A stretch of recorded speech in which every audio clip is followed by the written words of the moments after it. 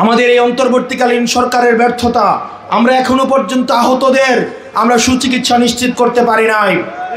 এখনো পর্যন্ত রাষ্ট্রের প্রতিষ্ঠানগুলো সংস্কার হয় নাই। হাসিনা মিডিয়া মুক্ত এখনো পর্যন্ত মিডিয়া হয় নাই। মিডিয়ার মধ্যে এখনো পর্যন্ত ফ্যাসিবাদের দূষররা লুকিয়ে রয়েছে। প্রতিষ্ঠানগুলোর মধ্যে এখনো পর্যন্ত ফ্যাসিবাদের দূষররা লুকিয়ে রয়েছে। এখনো পর্যন্ত আপনি কোন আওয়ামী লীগের লেসপেন্সারের মধ্যে আপনি এখনো পর্যন্ত দেখবেন না তারা কোনো ক্ষমা চেয়েছে।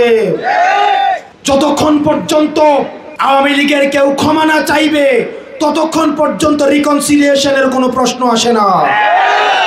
এই অন্তর্বর্তীকালীন সরকারকে আমরা বলতে চাই, আপনারা যেভাবে নির্বাচনের প্রস্তুতি নিচ্ছেন, যেই গতিতে নির্বাচনের প্রস্তুতি নিচ্ছেন, ঠিক একইভাবে আপনারা প্রতিষ্ঠানগুলোকে আওয়ামী লীগ মুক্ত করুন, মিডিয়াগুলোকে আওয়ামী লীগ মুক্ত করুন, আপনারা বিচার বিভাগকে আওয়ামী লীগ মুক্ত করুন, যেন ভবিষ্যতে বাংলাদেশে কোনো জুডিশিয়াল ট্রায়ালের মধ্য দিয়ে আর কাউকে ফাঁসির কাষ্টা ঝুলে বিনা বিচারে মৃত্যুবরণ করতে না হয়।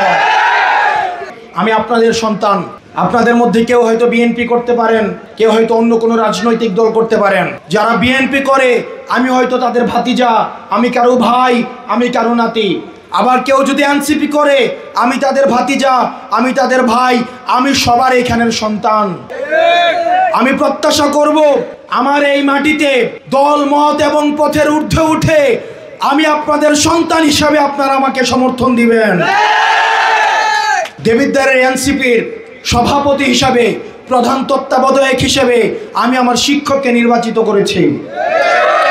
আমি আমার এমন একজন শিক্ষককে নির্বাচিত করেছি যেই শিক্ষক কখনো অন্যায়ের কাছে মাথা নত করে নাই।